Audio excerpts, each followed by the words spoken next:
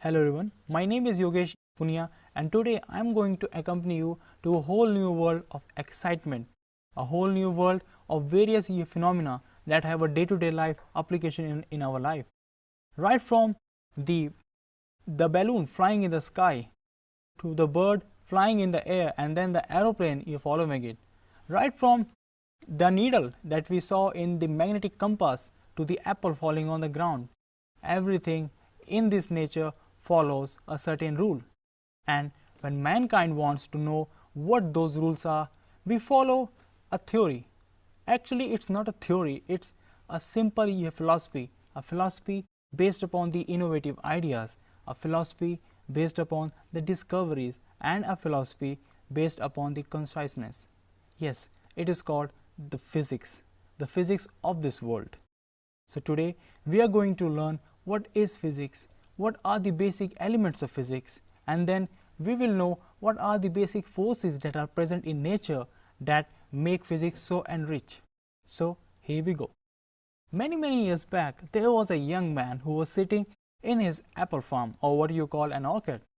He was sitting in the afternoon and suddenly he saw an apple falling. Well, as a common man thinks, yes, the apple was not raw, it got ripe and that's why it fell. But then it was Newton and he thought, no, the apple fell. It means there must be something that is making this apple to fall. And then he saw at the moon. And the first question, what he asked to himself was, if the apple can fall to the earth, why doesn't the moon? Why doesn't the sun? And then he started knowing all other things. He started going through whatever the other phenomena in the same way happens. And then he say, aha, there is something which is called gravity. And gravity tends to attract each and everything to the earth. And then later he generalized that in all this universe, the only thing that binds all the planets, all the human beings and the earth are gravity. And thus he said, gravity is the basic what nature has given us.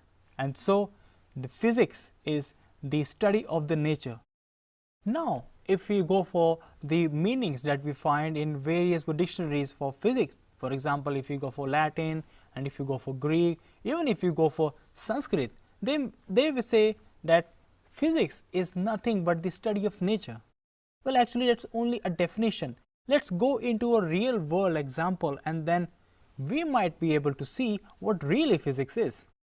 For example, I have a balloon, and if I fill that balloon with normal air while I am trying to blow air into it, I have got one balloon. And if I go to a balloon wala, the vendor who sells a balloon at the chowpatis or any other places, as you might have seen, he will use a certain gas, and if you don't hold that balloon with that string and if you leave it, it will go up in the air. As a child, I always wanted to know why, what is there special in that vendor's air that is making this balloon to go up in the air, and mine one was simply falling into the ground. Then perhaps my dad said, the air that vendor is selling or is pushing into that balloon is lighter than the air that I am blowing into the balloon. I said, Dad, what is this all about? He said, it's the nature, and the nature is given by physics. So right from the anxiousness of a simple child to the heavy duty motorcycles or the bikes or even the trains, cars and aeroplanes, physics is all around. You can't even imagine a single second of your life without physics. Even if now I am talking to you, the sound waves are propagating, and then from the recorder, decoder, there are so many instruments that are only possible because of this physics, the branch of physics that is known as electronics, that you are able to communicate my ideas with you and your ideas with me. Now since we know that physics is all around, so we must know what is physics. Actually, what are the forces that makes physics so fascinating, so good and so close to our humanity or to the everyday life? Well, basically speaking, there are so many wide range of forces that are present in our day-to-day life, but the scientists, the brightest mind in this world, they have classified various forces that show in various phenomena into 4 categories. Now, if we go through these categories, the first category is the universal relation between the celestial bodies, the universal relation between why the moon is not falling onto the earth or why the apple is falling onto the ground. Yes, it is the theory of gravitation.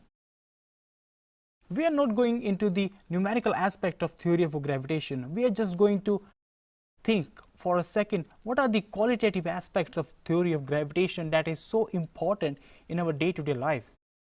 Well, practically speaking, the range of theory of gravitation or the range of force of gravitation is infinite. Then what does it mean? It means even if I am holding this pen, the force between this pen and my hand, or the force between this pen to the ground or this table is there, but there is a force between this pen and the moon. Well, you might be shocked, right?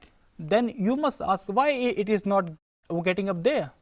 Well, it is simply because the gravitational force is dependent upon mass. So if there is higher the mass, higher will be the gravitational force, because it is an inverse square law theory. So there are so many factors, there are so many parameters. That's why if I am keeping this pen here, there are mainly 3 type of forces if I were categorized in the form of gravity is happening. The force between this pen and the ground, the force between the moon and this pen, if you take into consideration, although it is really very negligible, and the force with which I am holding this pen. So it's all together neutralized, and you see with this pen sitting here alone. Now moving on to the second force. Actually, when we said that a wire is having some current, the current is flowing through it, no one actually paid attention to it, why it is happening so. But there was a guy and he said, okay, this is a wire and the current is flowing through it, but wait, I have a magnetic needle here which is showing some deflection. That means there must be some relation between electricity and magnetism. And then he started throwing all these experiments, and then he said, yes, there is a relation between the electricity and the magnetism. And he said, whenever in a conductor, or if you say a wire, an electric current is flowing, it produces a magnetic field around it. That is, if I am holding this pen and suppose it is a conductor, and if I am giving electric current to it, so then the current will flow into it, and around this there will be a magnetic field produced that you can verify by having a magnetic needle here or even a magnetic compass here. This theory, which unified the electricity and magnetism, is known as electromagnetic theory. Well, there was a slight addition into this theory when Maxwell, he was a very brilliant physicist from Britain. He said that light, that means light which is the basic thing with which we are able to see who I am or who the other person is also electromagnetic in nature. So in a brief, you can say that electromagnetism is only limited to electricity and magnetism. It also includes optics. Now let us move towards the third force, and perhaps the most fascinating and the strongest of all forces. Yes, that is the nuclear force. You might have heard that there was a guy named Rutherford, and he did an alpha particle scattering experiment, and he said the matter is made up of nucleus, protons, neutrons, and all those theories, they were developed after this discovery. He said that there is a positive charged nucleus at the center of an atom that binds. Now there was a question, because if you go for electricity and the electrostatic effect, you might ask, but Rutherford is wrong, or means the notion of the nucleus is wrong, because electromagnetism says that if two charges are of same magnitude, for suppose both of them are positive, there must be a repulsion, and in nucleus is positively charged, it means it is having protons and protons. So how can they bind together as a whole unit? It should go, that one proton should say I am going and one should say I am going.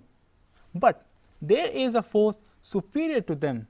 Yes, the force which is superior to the electrostatic repulsion between the protons, that force is known as the strong nuclear force. Yes, the strong nuclear force is the force that gels all the protons together, that makes them bind together and is till date, and it is going to be the most powerful force that has ever been observed in an atom. And the best thing about this is there is also a weak nuclear force. Well, the weak nuclear force is a bit weaker than the electromagnetism force and the nuclear force, but is stronger than the gravitational force.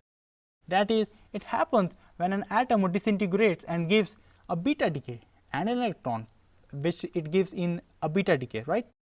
So now in this episode we have discussed what is physics, what was the need of physics. Actually, the need of physics was only to give a reason to a certain thing, why the apple is falling, why the birds are flying, or even the aeroplanes are flying.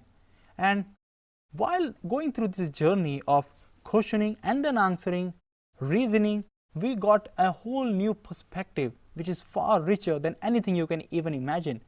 Just imagine a world where you can see the things that if a car is moving, yes, there is an engine which is giving a thrust to it, or which is giving a power to it. So it means for every single phenomena in our life, we have a basic reason to say this is happening because of this. This is the realm of physics. This is the amazingness of this exciting theory, of this exciting philosophy that has enriched our generations. Now, let us summarize it. We have known what physics is, how it was needed for the mankind, and then we went through the forces, the three major forces that are in our universe. Precisely the gravitational force that binds the celestial bodies by their attraction depending upon the inverse square law and the respective masses. And then we went through the electromagnetism, the force that happens when an electric field is created and a magnetic effect is seen, or vice versa is also there. And then we came to know about what is that peculiar force in a nucleus that binds the protons in a nucleus, because if it had been there would have been no nucleus and there would have been no life, because we all are made up of atoms and atoms are made up of nucleus. And then we knew what a weak nuclear force is and how it is there. Now if I go for an order of increasing strength, the weakest of all but the most significant is the gravitational force. Then we have the weak nuclear force, and then we have the electromagnetism force, and then we have the god of all, yes, the basic thing that binds our life together, that is the strong nuclear force. So now today we have learned what physics is and what are the basic forces that are present in our nature. In the next episode, we shall be having some assistance from the measurements and the units that we take into account while explaining so many phenomena, and there we will see what is the importance of measurement, the precision and the units in the whole new world of physics, which is the law of nature. Thank you.